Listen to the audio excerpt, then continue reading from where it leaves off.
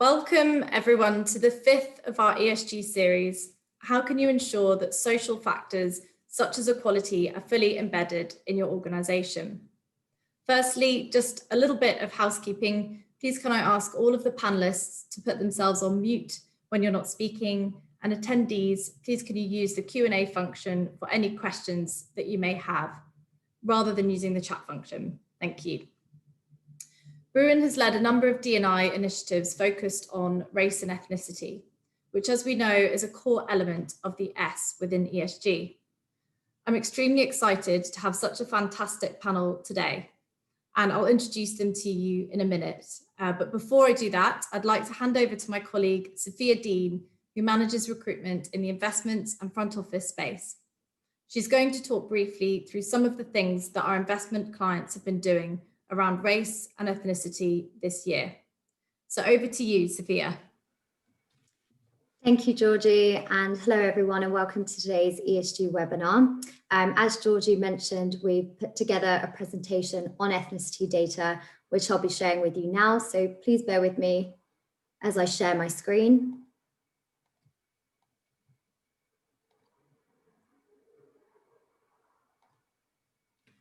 Great.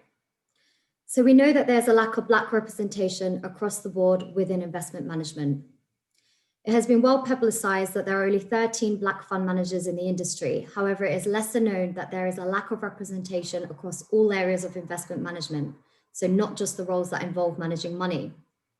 The Investment Association conducted a study in 2019 titled Black Voices, Building Black Representation in Investment Management. The report showed that of 3,755 investment management staff surveyed by the Diversity Project, only 2% were African or American backgrounds.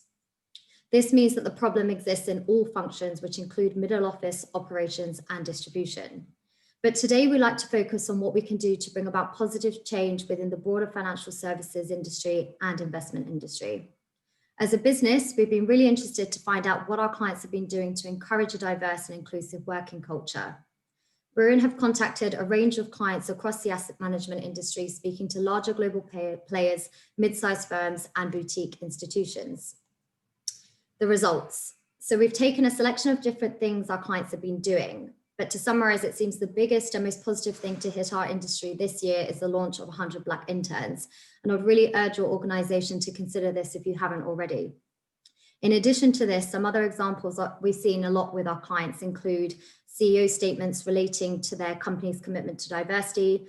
A number of firms have donated a vast amount to support racial justice in the community, the introduction of blind CVs within the recruitment process, partnerships with social mobility programs such as Black Young Professionals and NEAT, and internal ethnicity work streams which encourage open and uncomfortable conversations on diversity within the workplace. Now, I'm proud to say that BRUIN have been a true advocate in their work in diversity, winning the recruitment industry's Tiara Award for the second year running, which is sponsored by Deloitte, and winning the Best Recruitment Firm Women in Finance Award. We formed partnerships with programs such as Upreach, Migrant Leaders, and Mission Include, all of whom are focused on combating the lack of diversity within corporates. And we have Elham Farhad, who joins us from Migrant Leaders today. We've been actively engaged in volunteering with local schools to help children from disadvantaged backgrounds with their career choices and preparation for interview. We also have a working group focusing solely on ethnicity who meet weekly, and I'm proud to say both Georgina and I are part of that work stream.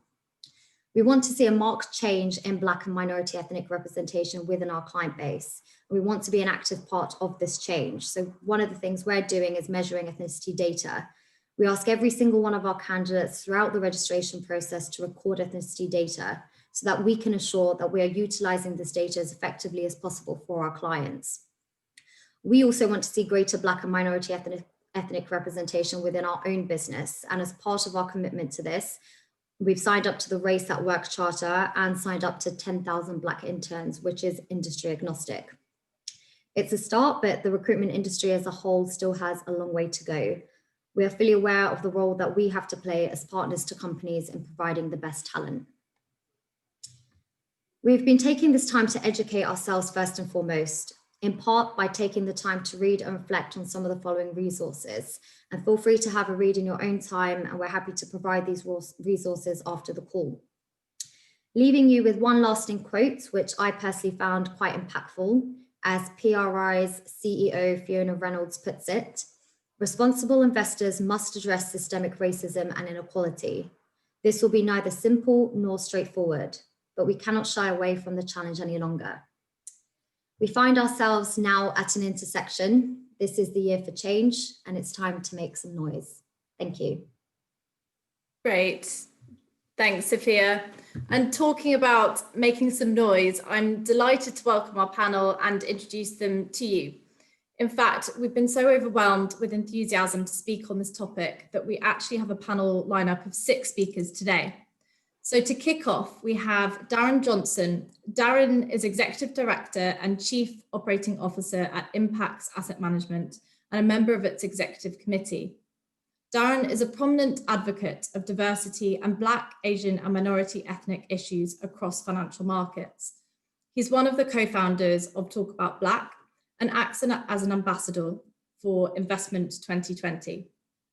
Catherine McDonald and Heidi Ridley are both co-founders of Radiant ESG, an advisory firm focused on D&I, ESG research, investment and advocacy.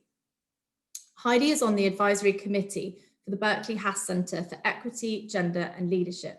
She's also a 2-time finalist for the Women of the Year Award from Investment Week. Catherine was most recently Head of Sustainable Investing at Rosenberg Equities, overseeing ESG integration and leading their impact research effort. And she is a member of the board of Responsible Investment Association of Australasia.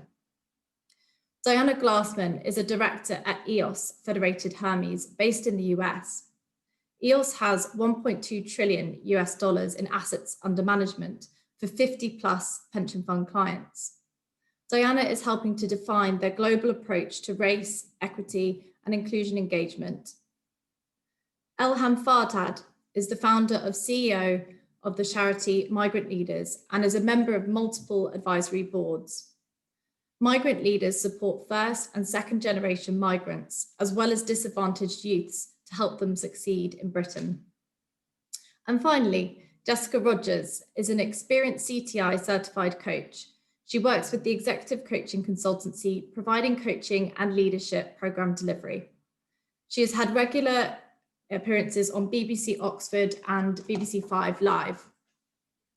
So I'd like to kick off with Darren, and I've got a couple of questions actually, but would like to start by Talk About Black.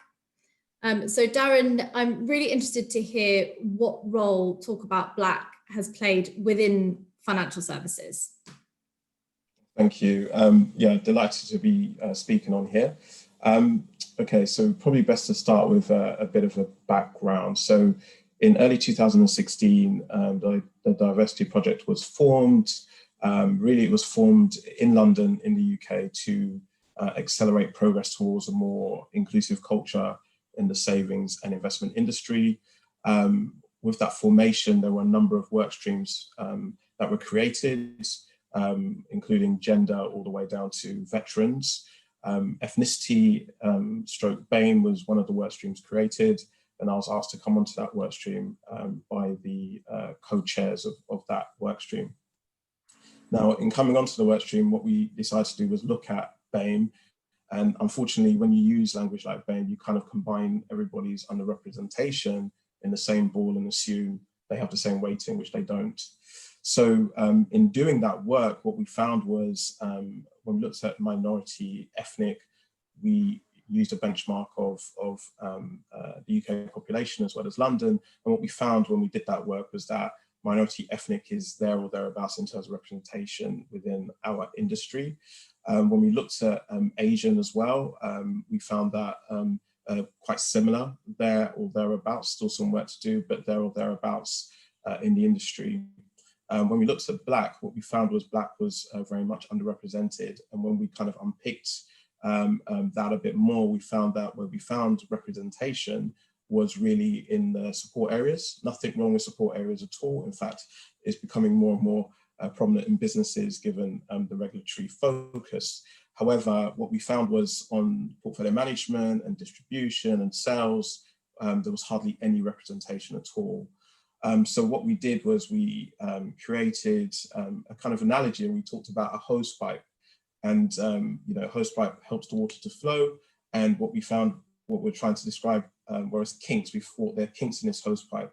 So how do we unkink it? So we came up with kind of 4 kinks to explain it. So very quickly, the kinks were pipeline, how do we attract Black talent into our industry, entry when we find a talent, how do we get them actually over the hurdle of entry, progression, and also talking about Black. Now, to give you a little bit more detail on what we did, we kind of set up programs for each of those kinks. So an example of the first kink, pipeline, what we did there was we created an after school program called CASP. It stands for Catalyst After School Program, really aimed at secondary school children to educate them around asset management, give them the tools and helping them, as well as importantly, giving them aspirations to enter our industry. And for me, this is really important because representation matters. And if you can see it, you can be it, quite simply put. Also, it has a societal impact. It not only affects how people may see underrepresented groups, but it also affects how underrepresented groups see themselves. So, for example, we go to speak in schools and in other areas. And as mentioned, I am also an ambassador for Investment 2020 as well, where I go and speak in various schools and various settings to try and attract Black and minority talent into the industry. The other kink entry, what we did for that is we host an annual student event with the City of London, actually, that supports us in doing it, kind of trying to get Black and minority talent to meet the asset management industry, to have opportunity to get one-to-one mentoring with some senior people in portfolio management, in distribution as well, and other areas. Of course, C-suite, which I did mention, is also a place where there's a lack of Black talent. Progression, with progression, what we did with that was we set up mentoring circles where we got basically some senior Black individuals in the industry to come and talk to people that have been in the industry maybe 1 to 10 years that aspire to move up the ranks as well. We also partnered with Investment 2020 to set up a C-suite mentoring program where we have CEOs and CIOs mentoring Black talent that have aspirations to move to more C-level opportunities. And lastly, breaking the taboo, which is talking about Black and talking about race. It's kind of seen as a taboo subject. Hopefully not so much, because obviously a lot of people are doing work on this, and given the events of this year, it's been very much talked about. What we basically do is we have round tables, we have panel discussions, podcasts, etc., to start a conversation discussing Black issues so that we can move beyond the conversation. And that probably leads on quite nicely then to my next question, because I was going to ask what you think some of the best ways are that we can remove the kinks in the hose and encourage a more diverse workforce within this industry. Well, that's interesting. I think, some of the things that we've been doing to try and talk about things. So one of the things that we have said is, look, diversity and inclusion should not be seen as a zero-sum game. It's not one faction wins and one faction loses. The emphasis should really be on change, really a kind of an enlarging of the pie, or basically, maybe to better put it, we need to re-envision diversity and inclusion as a coming together, not merely as a letting in. We also need to look at it as a business case imperative. It's been well discussed around the benefits of diversity and inclusion for organizations. And also, I think, sometimes the way it's approached in terms of diversity and inclusion, I actually think it should be inclusion and diversity, because what happens is you go out, you get the talent into your organization, but you don't have the apparatus to include them in the organization. So what happens is you get higher attrition, people don't stay, they move on. So really, one of the things is positioning that as inclusion, get your inclusion strategies right, and then work on your diversity. And that way it kind of comes together nicely. Great. And Heidi, given your strong focus on culture, I'm really interested to hear how you think culture can play a key role in achieving inclusion. I absolutely think that having the right culture is really critical to workplace engagement, to productivity, to employee retention. But I do think that creating a strong culture of inclusion, as Darren said, is the key lever to unlocking the true benefits of diversity, which is especially important when you're navigating changes that are coming from, an ever-evolving landscape. So your ability to tap into a broad range of viewpoints, of skill sets, of experiences and approaches could mean the difference between fighting for survival and thriving. And by the way, I think it's a continuous loop. So the better the culture and the firm's diversity profile, the easier it is to attract and retain diverse talent and perpetuate that advantage. You can't really benefit from diversity simply by hiring it in. You have to have a mechanism to draw it out. And I think Darren said it perfectly. To leverage the best of D&I, you have to put the I before the D. I think studies have sort of increasingly focused on the economic benefit of diversity lying in the ability to tap into varied perspectives, different points of view, to foster innovation, and importantly, to mitigate groupthink. And so for that benefit to materialize, you have to create an environment or a culture that is designed to be inclusive and where diverse perspectives are not only welcome, but sought out. So, in other words, kind of soliciting and truly considering a broad range of contributions, including those views or opinions which may contradict your own. And I think to get to a position where you can do that, authentically, really requires understanding why diversity matters and what the benefits are, and ensuring that everyone in the organization understands that it's a prerequisite to long-term success.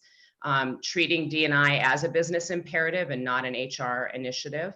Acknowledging that it's not straightforward. It takes work and it requires consistent tone from the top, but also really widespread buy-in from the broader organization. And frankly, because culture is really part of a live and dynamic ecosystem, it's really formed largely through unspoken behaviors and social patterns. How a firm's culture and its views toward diversity and inclusion are evolving has to constantly be monitored and managed. And I think most importantly, management leadership has to walk the talk. It's really incumbent upon the leadership of the firm to create and insist, frankly, on a culture of inclusion where diverse viewpoints are not only valued, but required. There's a famous saying that culture eats strategy for breakfast, and I couldn't agree more. You can have the best strategy to improve diversity, but if you don't have the right culture to build it and leverage it, it's just going to be an uphill battle. Great, thank you. And Catherine, I think this might be a good question for you, but I'm interested to hear what some of the dangers are of having a misaligned corporate culture to your investment process. Sure. So just sticking with diversity and inclusion as an example, if there's a true belief and alignment among the senior staff, it's going to be felt throughout the firm. And this is going to come out loud and clear when talking to clients or customers or in our business, consultants, their stakeholders. People are very good at picking up on what is authentic and very good at noticing which behaviors are rewarded and which behaviors aren't.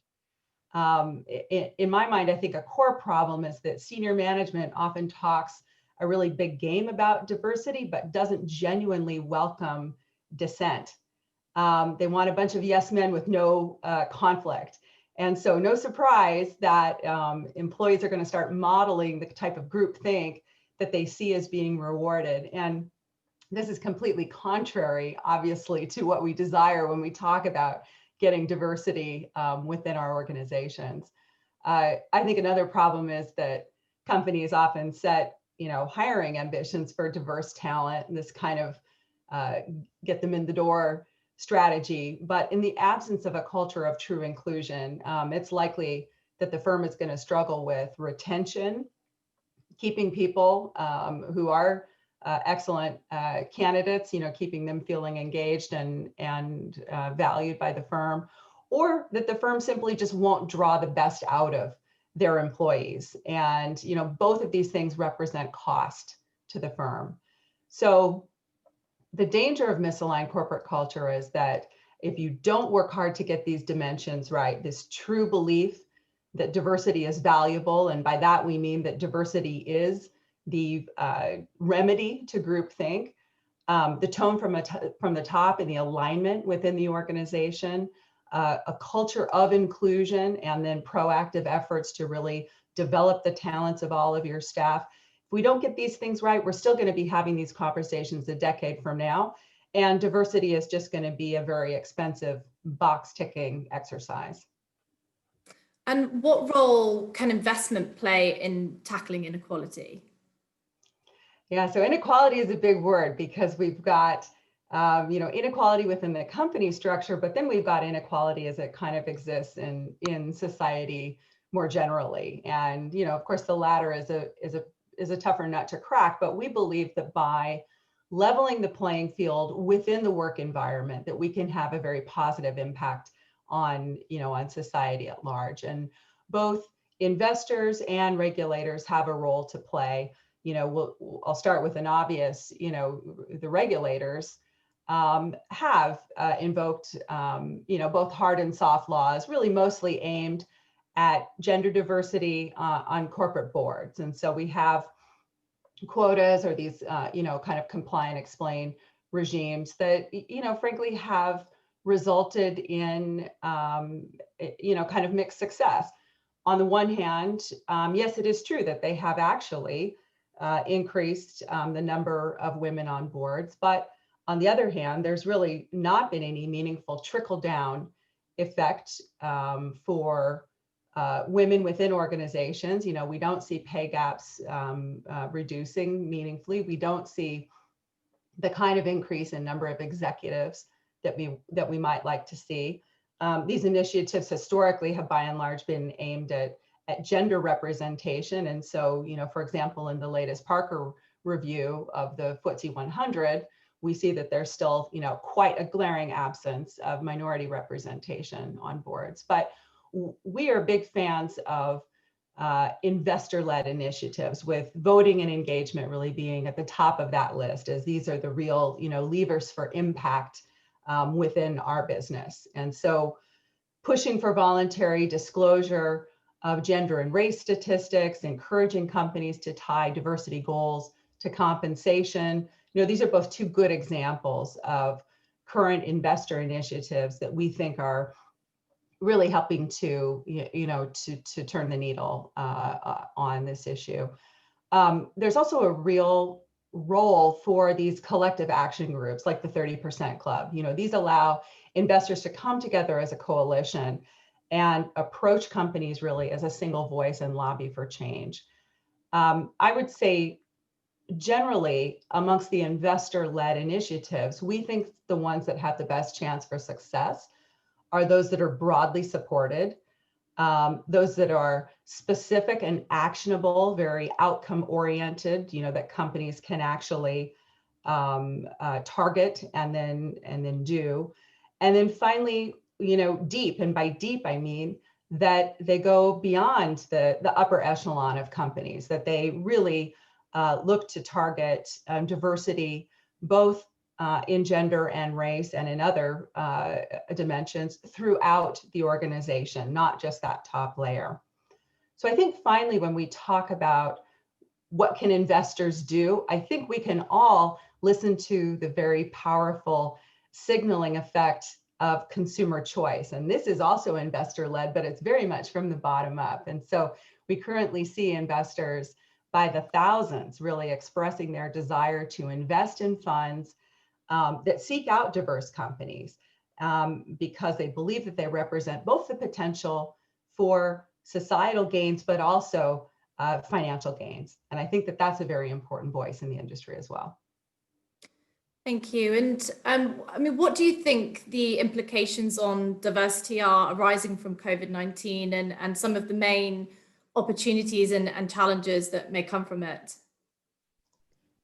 I think that there are both opportunities and challenges on that. Catherine, do you want to start? No, please go ahead.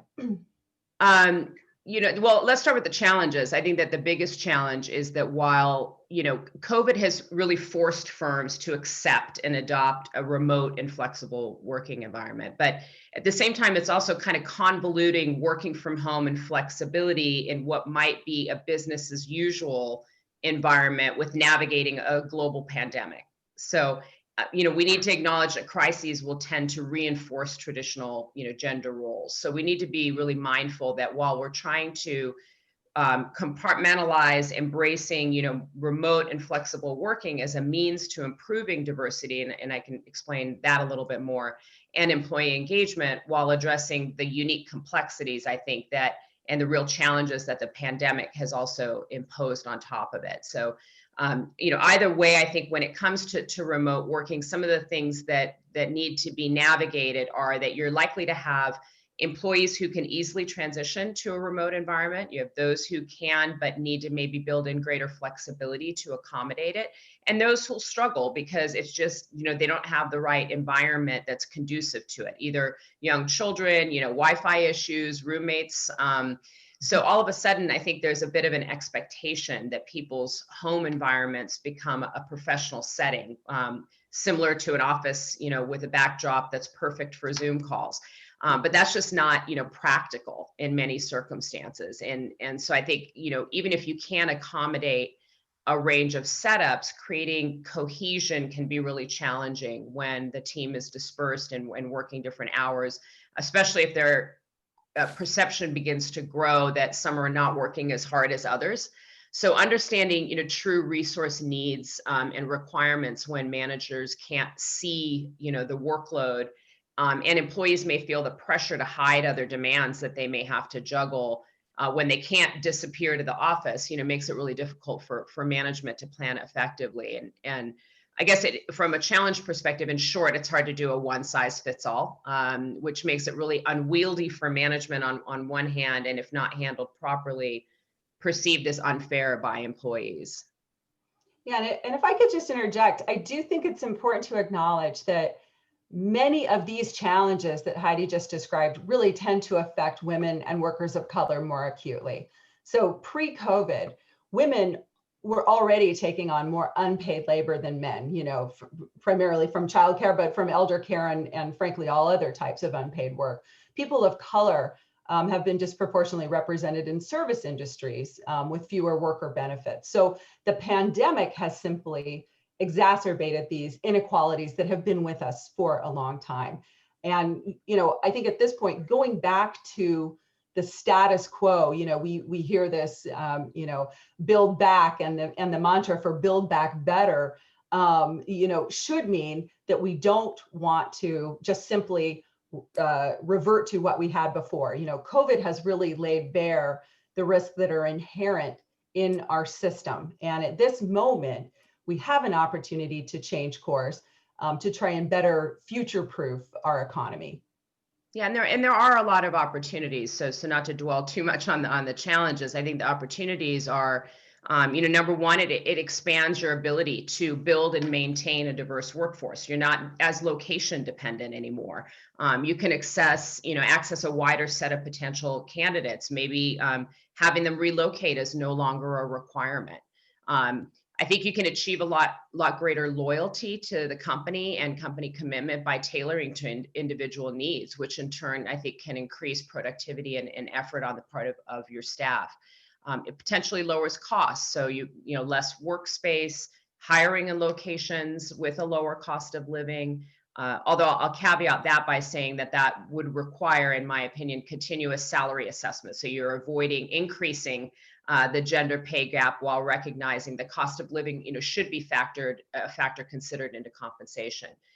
Lower travel and entertainment expenses. I think relatedly, as someone who is, deeply committed to environmental, social, and governance issues, this has really opened our eyes to the fact that we can get work done without traveling for the most part. And that's, provided a working example of our ability to start to decouple work from carbon emissions. And I think the final one in terms of, I think, opportunity is that You know, this experience, I think in many ways has allowed us to see each other as humans. You know, it's brought a certain personalization to the workplace. You know, we see you at home, you see us at home. I think that's really good for building trust. You know, we interact with each other in a way that is somewhat vulnerable and traditionally outside of our work personas. So, you know, you can engage with team members not as CEO, CFO, department head, risk manager, salesperson, but as people, as humans, you know, navigating issues just like you are. And I think that could be really great for breaking barriers and reinforcing a feeling of being in this together. Great, thank you both. And Diana, I'm interested, obviously having a global role yourself, on how you think engagement on ethnicity has been different globally. We do have a global approach, and it's holistic and rigorous, but it also is tailored to the specific context of the country and each company. We serve clients around the world, and the awakening around the world that George Floyd has sparked shows that this is a global issue. And we begin by acknowledging our own shortfalls. We, our industry, to date, we have not done enough, but we are working to change things by representing our investor clients and acting as allies in closing inequities. We seek to scale and accelerate change by engaging companies directly and issuing voting recommendations for their directors. And so, for example, on voting in the US, we will vote against the nominating and governance chair or the lead independent director if there's a less than 40% total diversity in 2021, and that includes racial and ethnic diversity. And we specifically asked for consideration of first-time diverse candidates. In the UK, we have the Parker framework. It's been explained, and we will be voting. There are lots of FTSE companies below the targets there. Another global element of our approach is that it is holistic.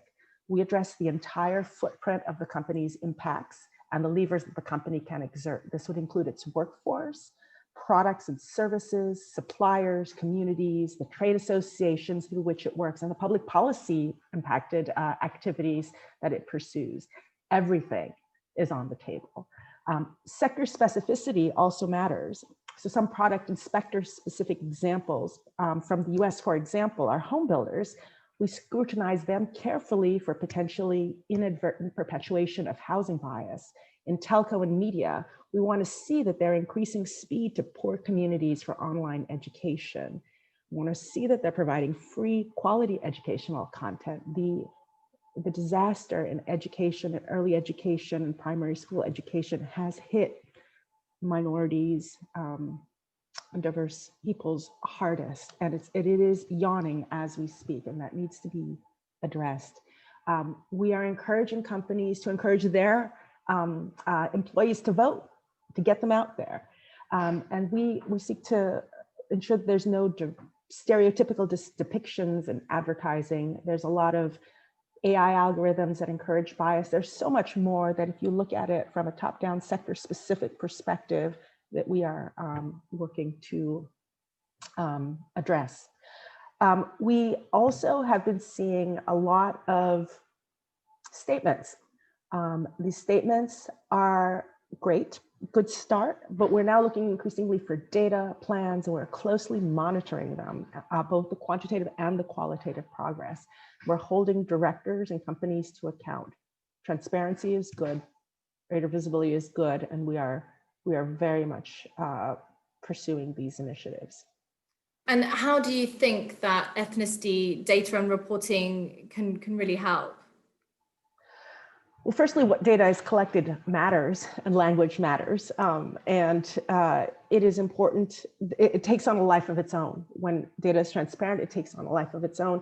But it starts with, we here are divided by a common language. So US persons, for the most part, are unfamiliar with BAME technology. In the US, we use terms like African Americans, Latinx, Native Americans, and specify various different Asian and South Asian groups, for example, Pacific Islanders. And words matter here and in the US, and the words are largely interchangeable with minority populations, smaller segments of the population. But we have a global approach and recognize that in parts of Latin America, Asia, Africa, Middle East, the disadvantaged can in fact be the majorities. So our approach begins by asking companies to start by defining the key groups in the company context by key market and collecting data appropriately. And to the point earlier, we do encourage companies to look at intersectionalities. Yes, Black women tend to have greater challenges than white women. It is very important to look holistically when evaluating the data and the strategy. We also have the privilege of looking across the world for best practices. And here in the UK gender pay parity reporting requirements are not universal. However, through the private sector, as investors, again, very mindfully, we are asking companies, for example, in the States, to provide UK style reports for the entire global workforce and by key country. And we also ask companies to provide meaningful race and ethnicity pay gap data in that spirit. So yes, it's difficult to collect this data. We know that some countries don't allow this, but it is still possible to ask employees to provide data that will be anonymized, to opt in a GDPR compliant manner.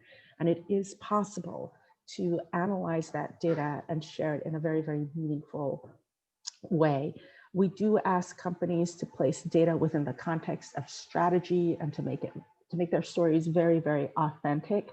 One of the things about data is that people, employees, recruits can see right through it. If it's not authentic, if it's not real, if it's not embedded within a strategy, it will not serve the purpose the company wants. In the interest of time, I will stop here, but I'm very, very happy to take questions on this. Thanks, Diana. That's very informative. And Jess, as you're a coach, I'm interested to hear what you're seeing in the financial services market around diversity and what the executive coaching consultancy are doing at the moment to support this. Yeah.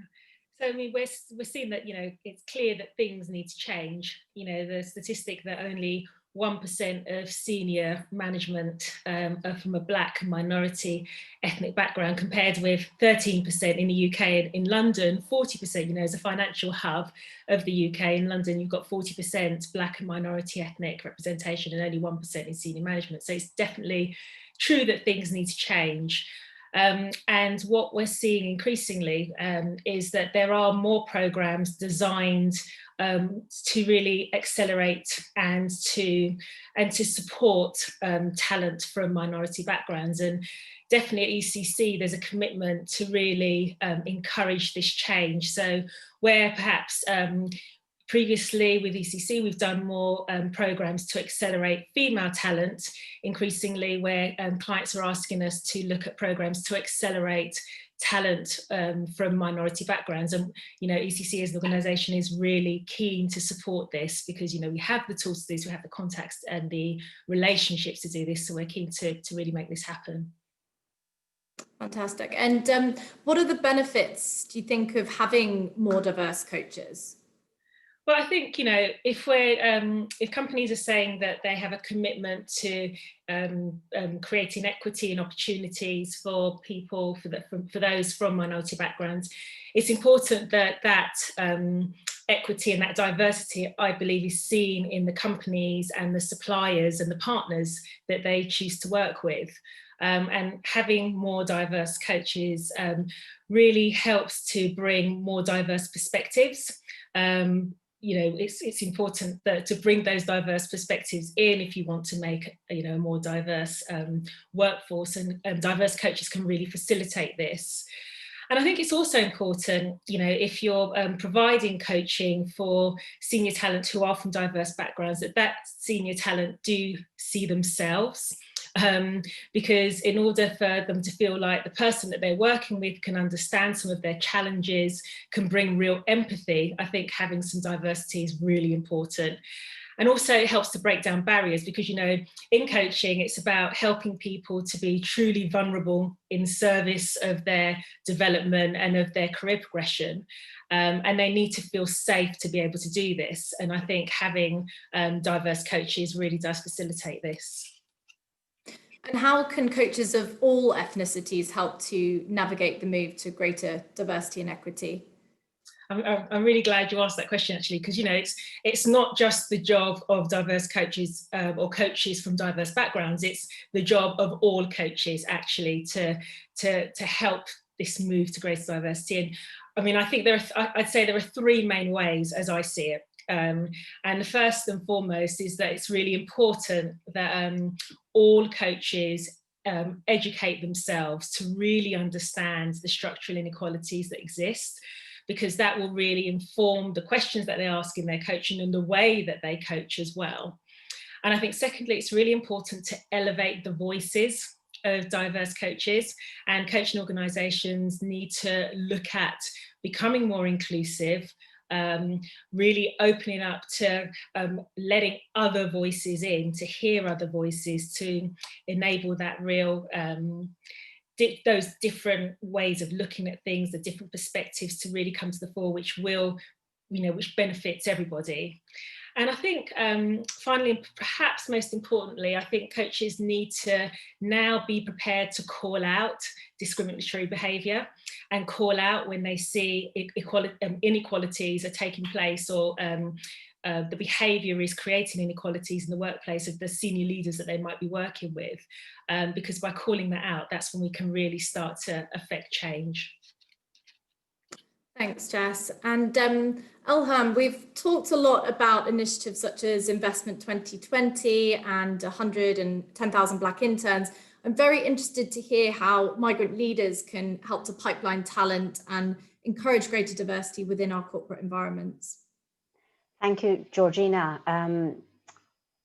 Really, my key message, particularly to corporates, would be that when you look at corporate inclusion and diversity, from the perspective of social equality, don't be afraid to widen the talent pool. To give you a bit of context, I myself have spent 25 years as a finance director and transformation director in GE, News Corp, and Ernst & Young. But life hasn't always been like this.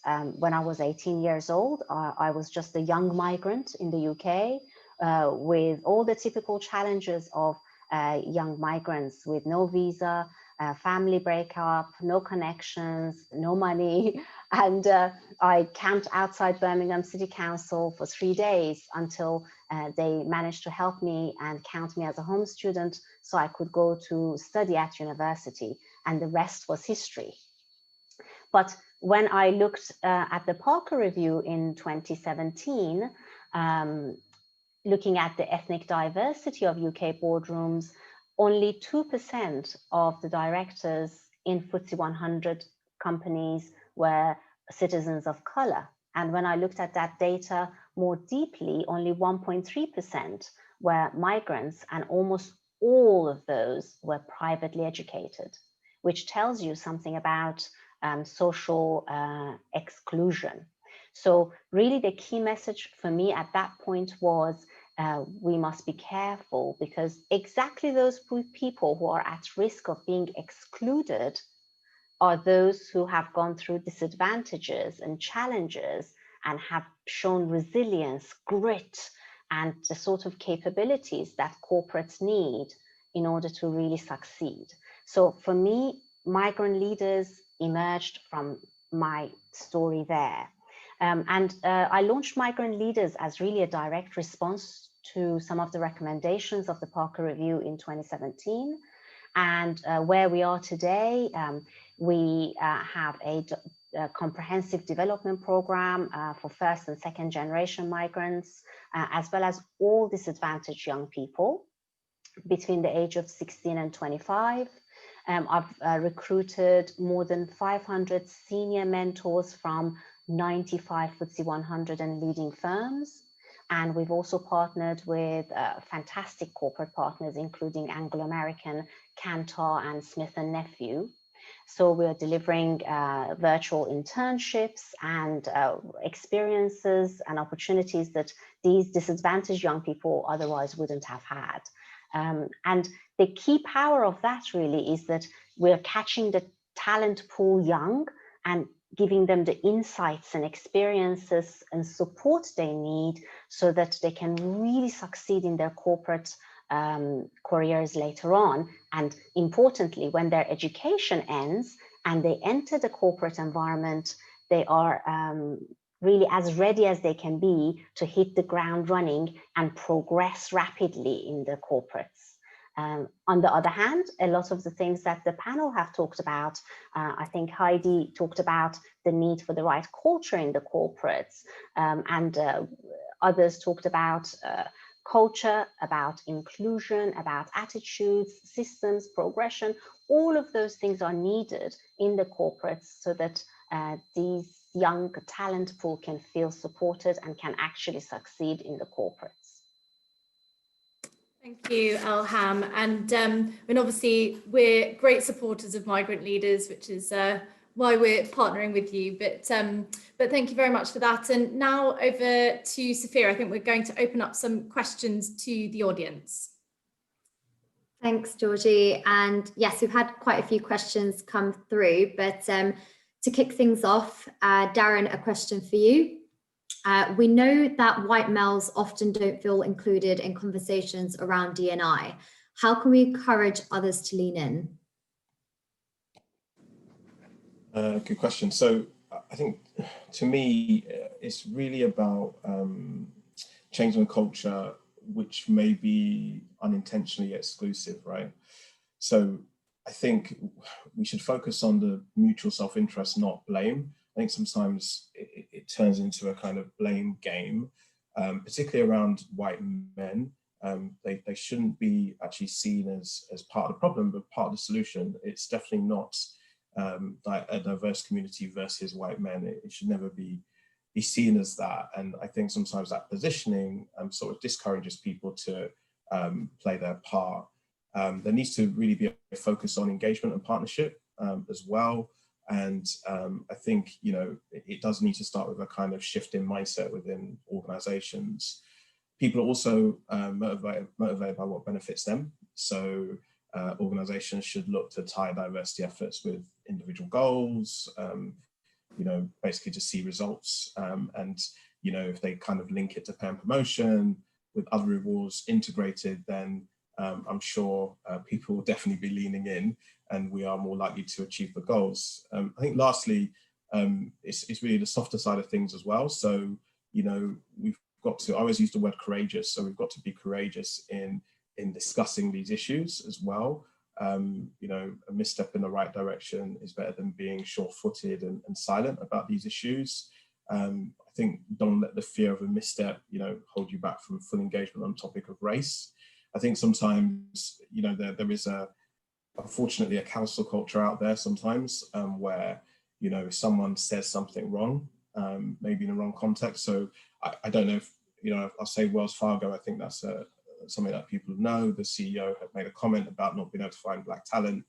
From his perspective, from where he sat, we can argue whether he should know or not, but from his perspective, he said something which he genuinely thought was correct. And the backlash he received, if you're him, would you ever talk about this problem again?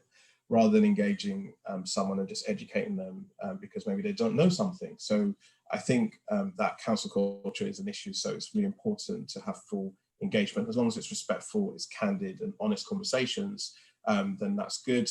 Also, I think Jessica mentioned it, educate yourself, you know, and that's not just white people educating themselves around black people and LGBTQ and gender.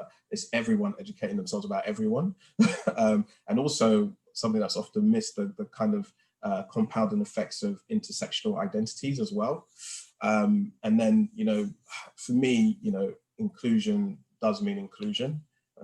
We keep talking about that today, but there should be accountability for change. And again, this goes back to encouraging others to lean in. If there's accountability for it, it's likely to happen. You know, diversity is just simply the difference, but inclusion still remains the biggest opportunity. And I think, you know, firms just need to create the conditions for everyone to contribute to finding solutions around race and inequality. So. Thanks very much, Darren. Heidi and Catherine, it'll be great to get your input on the next question. What does a culture of inclusion look like? Sure, Well, Yeah, go ahead, Heidi. Catherine, you start on this one. Sure. I'll kick it off by just saying that the inclusive culture that we're describing is one that not just welcomes but requires diversity of thought. Now that seems like a very obvious thing to say, but again, if we go back to kind of what is status quo at many companies, especially among senior leadership, there really does seem to be this palpable desire to just maintain things as is, don't make waves, always agree with management. The whole point of diversity is to bring in people who are going to present a different perspective that might be, orthogonal to the existing beliefs in a company. And so I saw another question come up as, kind of in the scroll just now also, that's asking about, well, how can we take diversity beyond what people look like? So beyond race, beyond gender, and I think that we do need to remember that the reason that we're talking about including a whole variety of people is because of this heterogeneous perspective that we believe forms the sort of origin story of the business case for diversity. So I think I speak for everyone on the panel when we say we're not limiting this to gender or to race, but to a more complete view of society at large. And so when we talk about this inclusive culture, we're talking about premeditated diversity and inclusion initiatives on the part of management, but that really trickle down through the organization, premeditated when forming teams, premeditated when asking employees to kind of come out of their traditional comfort zones. All of this is what really brings diverse thought to the fore, but it absolutely has to be sparked by a genuine desire on the part of leadership to have that opinion that may be uncomfortable. Can I try and also answer that question around, I think it was around, what was it? Sorry, excuse me. It was around the visual criteria. So just quickly to add to that, I would say there's an analogy around the house being on fire and putting out that house. And I would say, the house is on fire. And if you put out this fire, you stop contagion across the board, across other dimensions of diversity. And if you look at some of the tools that have been recommended to reduce bias, it benefits a lot of dimensions of diversity. So blind CVs, for example, if you haven't got a university degree, a blind CV, looking at just your experience gives you an opportunity to get in front of someone and discuss issues. So, for me, I think, normally when I hear this question, it's like a whataboutism. What about, if you want to focus on Black, what about Hispanic? What about Asian? And I always say, I always use that house analogy, but I also say you've got skin cancer, you've got breast cancer, you're focusing on one, but hopefully it benefits the others. And it doesn't mean one is necessarily more important than another. It just means that you have to deal with a particular problem, but you're hoping that that work is going to make it better for everyone. That's what you're hoping. And if it doesn't, then obviously you refocus on some of the other areas as well.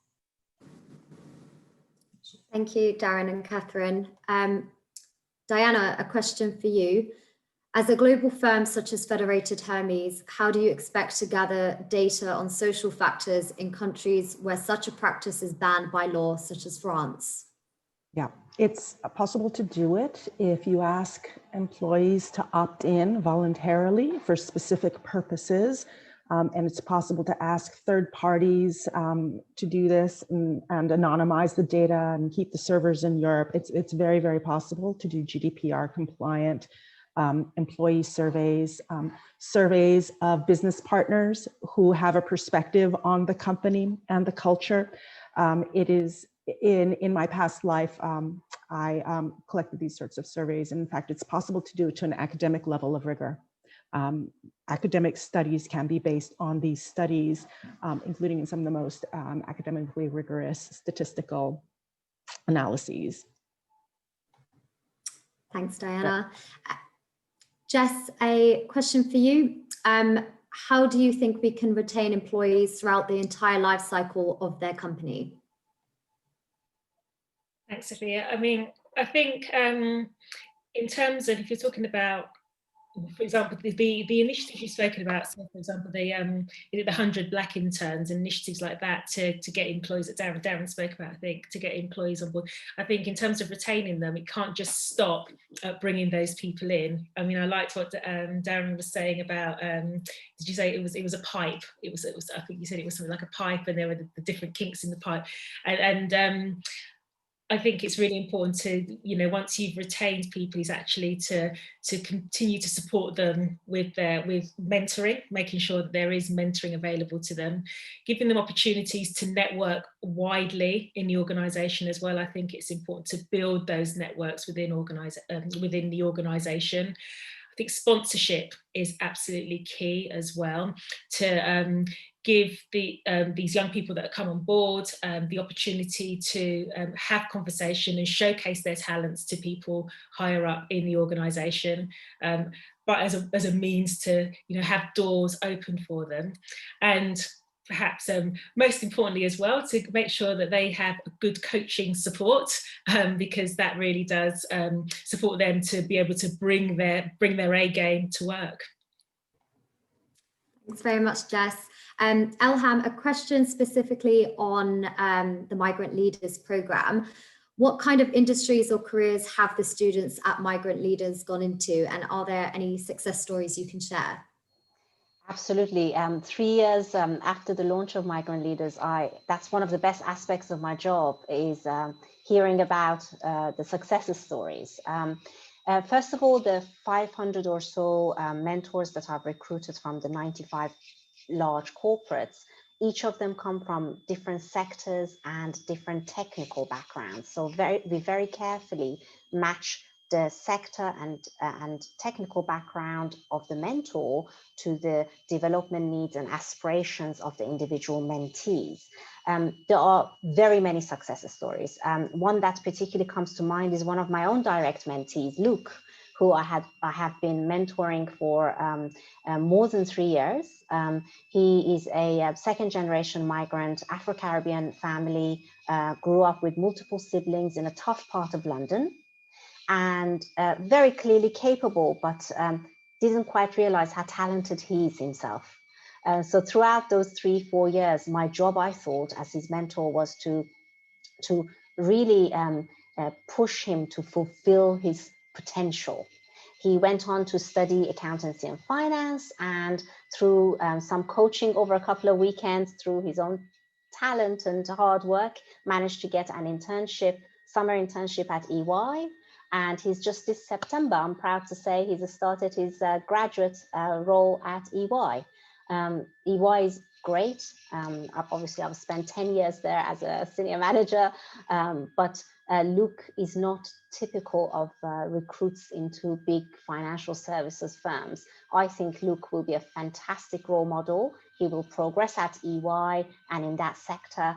And importantly, lots of other young people like Luke will see him as a relatable role model at EY. So he will do a lot more good in the future. Thanks, Elham, a good success story there. And in the essence of time, this potentially might be the last question, directed for you, Heidi. What can leaders do to ensure that D&I doesn't fall by the wayside during COVID? I would say, in short, mitigate the challenges and try to leverage the opportunities that we talked about. I think that kind of seems to line up in a few different categories. First, lead. I would say lead with empathy and trust. Make flexible working the norm. I think, as I said before, COVID is sort of forcing a blurring of the lines between what might otherwise be a manageable remote working arrangement and the particular challenges that are imposed by the pandemic. So I think it's really important to acknowledge that people have different experiences, some with greater or fewer limitations, and try as best as possible to create an environment in which employees can, to some degree, set their own boundaries, obviously within reason. When possible, ask employees to be really specific about what they need. So not just more flexibility, but for example, one might need to take care of her kids from 8 to 10, and another might need to be on dinner duty starting at 5, and just being aware of those of those needs and being able to accommodate them and trust that people are going to do the right thing, I think will go a long way. And remembering that flexibility by definition takes, I think, different forms for everyone. I think strengthening communication and interaction with staff is very, very critical, especially when it is remote. That probably requires a little more structure. So structuring time to have virtual check-ins with individuals and as teams, building ways to create team bonding virtually. So not making those check-ins always about where is this project and what next effort you're going to be focusing on, but setting expectations and really trusting your team to do the right thing, giving them the benefit of the doubt would be sort of one category. I would say purposefully lean in on diversity. So use this opportunity to make greater diversity profile within the organization, leveraging some of the things I talked about, like looking outside of your state, your city, looking for different types of profiles, really making sure that employees respect one another, that they view inclusion in the way that Catherine and Darren talked about it as non-negotiables. Making sure that that's experienced in your company every day, and no one can model it better than the leader. So I think that's super important. Ensuring that the other sort of softer things like reward, succession, promotion, opportunities reflect that and address unconscious bias. And then finally, I would say maybe you really focus on using this opportunity to strengthen the fabric of the firm. Ensure teams are resourced adequately to provide the necessary coverage so people aren't burning the candle at both ends. Have a robust onboarding program for new employees. The first 3 months of a new hire are probably the most critical. So organizing, training, buddy systems, sponsorship, mentoring, as Elham was talking about, creating, learning opportunities. There's a lot of benefit to the remote. There's a lot of great training and educational opportunities besides, webcasts like this, where, employees can build on their skill set during this time, and encouraging and promoting that. And then finally, really promoting, again, networking, mentorship, and sponsorship, but having a very strong focus on communication and transparency, and making sure that you're really continuing to check in with people, even though it's not as easy to do as when you just happen to bump into each other in the hallways. So those would be kind of the few things that I would really focus on, is leading with empathy and trust, really purposefully leaning in on diversity, and using this opportunity to strengthen the fabric of the firm and think about what you really want to achieve, and are there different ways to get there that you may not have thought of before that are now opportunities. Thanks very much, Heidi. I'll pick up, I think, as Sophia says, in the interest of time, but just with a sort of a brief summary of our conversation. I feel we've covered a lot of ground. We've had an incredibly comprehensive discussion around some of the best ways to overcome the kinks in the hose, so that we can essentially work towards a better future where inclusion is made a reality, and to prevent us falling into the trap of making this a numbers game. We've discussed ways of pipelining talent such as Investment 2020, 100 Black interns, 10,000 Black interns, and working with organisations such as Migrant Leaders, or even looking for talent in other industries who have better diversity profiles. It's also important to look at different ways that we can retain employees throughout the entire life cycle of their company. We've talked through some practical strategies around how organisations can create a culture of inclusivity, which will lead to better retention of diverse talent. Organisations can look to other organisations such as Radiant ESG to help them implement D&I practices or integrate ESG, or to the executive coaching consultancy, who can help to coach individuals and help them to navigate corporate environments, which in turn will lead to more retention and more ethnic diversity in leadership positions. It's clear that the asset management industry has the ability to incorporate racial equity into investment activities, policies, and practices, and it's time for racial justice to take the stage in ESG strategy. The last few months has created real momentum for change, and it's important that this isn't lost. there's a continual need to address the issues and collaborate on the solutions for change so that we can reshape our financial services systems for good. As Justin Onakusi from Elgin said, it's time to be colour brave and use our voices and actions to create a level playing field for all. This is not about division. It's not about black versus white. It's about everyone versus racism, and that should unite us all. Thank you all for attending, and a great thanks to our speakers who've contributed on our panel today. Due to the success of our ESG series, I'm delighted to say that we're creating a podcast series, and the first one is actually going live today. So we hope you'll keep your eyes peeled for this. We've also been requested to do another ESG webinar on Tuesday, the 8th of December, which is exploring FinTech, AI, and ESG. We hope that you will join us. Thank you all for your time.